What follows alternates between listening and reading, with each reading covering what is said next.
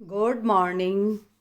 आज हम भारतीय आर्थिक चिंतन के अंतर्गत उपभोग पर चर्चा करेंगे। उपभोग का सर्वप्रथम हम अर्थ देख लेते हैं।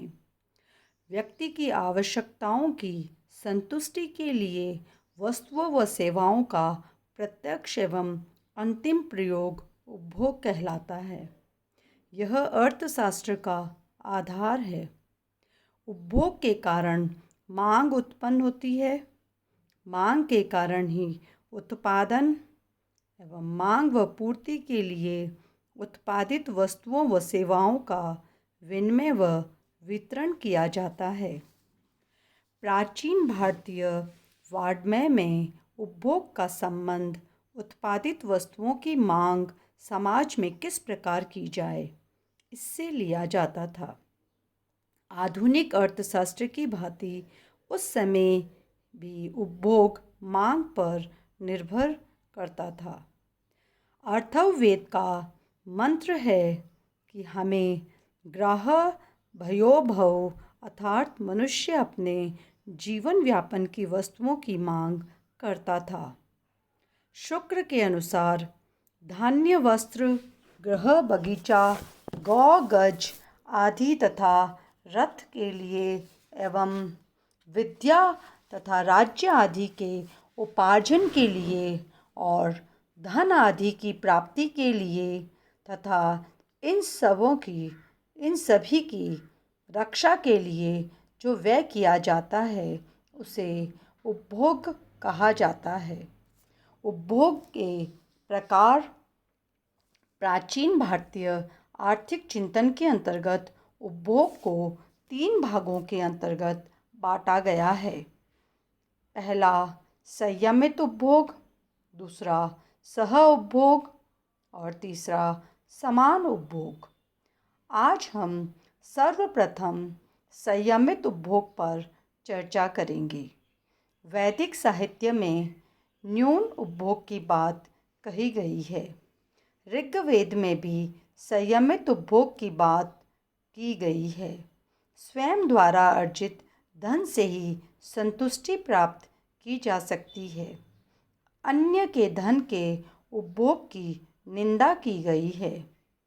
जीवन रक्षा के लिए जितने आहार का प्रयोजन हो उतना ही अन्न ग्रहण करना चाहिए। संयमित उपभोग पर जोर देने का कारण मनुष्य की संपूर्ण आवश्यकताओं की पूर्ण संतुष्टि असंभव है, क्योंकि संतोष ही परम धर्म है, ऐसा माना गया है। जगत गुरु शंकराचार्य के अनुसार तो किसी के भी धन की इच्छा मत कर, क्योंकि धन तो किसी का भी नहीं है। जीवन निर्वाह के लिए उपभोग्य सामग्री का न्यूनतम उपभोग करना ही न्यायोचित है। जो व्यक्ति धन का सदुपयोग नहीं करते वे उसके स्वामी न होकर सेवक की भांति बन जाते हैं। मनु ने कहा है कि यदि अर्थ व काम धर्म विरोधी हो तो उसे छोड़ देना चाहिए। नारद युधिष्ठिर से कहते हैं कि पुरुषार्थ चतुष्टय के संपादन हेतु गृहस्थ अर्थ संचय करे, परंतु मनुष्यों का अधिकार केवल उतने ही धन पर है जितने से उसका पेट भर जाए। इससे अधिक संपत्ति को जो ग्रहण करता है वह चोर है एवं दंड का पात्र है, ऐसा नारद ने कहा है। प्रोफेसर उदय जैन के अनुसार हिंदू अर्थशास्त्र में लिखा गया है कि भारतीय चिंतन में जीवन व्यापन की गतिविधियों के 2 पहलू हैं। पहला धर्मपरायण जीवन के लिए उपभोग और दूसरा धर्मपरायणहीन जीवन के लिए उपभोग। पूंजीवादी अर्थव्यवस्था अति व अमर्यादित एवं एकाकी उपभोग पर आधारित होने से धर्मपरायणहीन लोगों की मांग का ढांचा तैयार करती है, जबकि भारतीय आर्थिक चिंतन में मांग का ढांचा धर्मपरायण है। स्कंद पुराण के अनुसार मुद्रा अर्जन तथा धन संग्रह कभी भी दंडनीय नहीं है, परंतु गलत तरीके से कमाए हुए धन तथा आवश्यकताओं से अधिक धन संग्रह दंडनीय है। अपनी आवश्यकता से ज़्यादा धन नहीं कमाना चाहिए।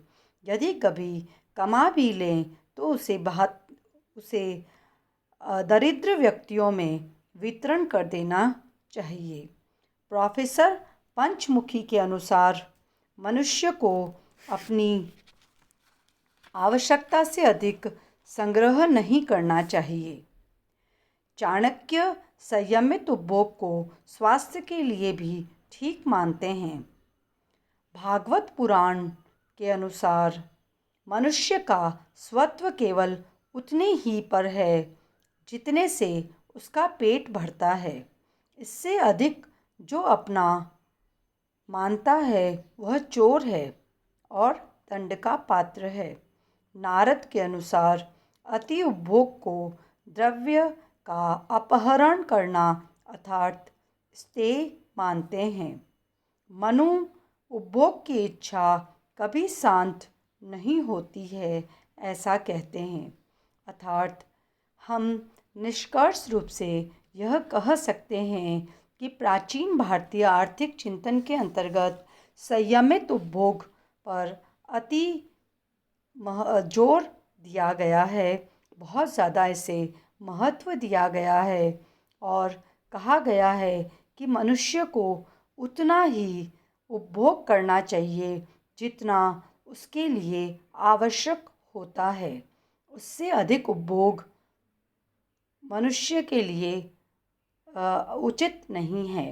अर्थात संयमित उपभोग पर अति महत्व दिया गया है। धन्यवाद। Thank you.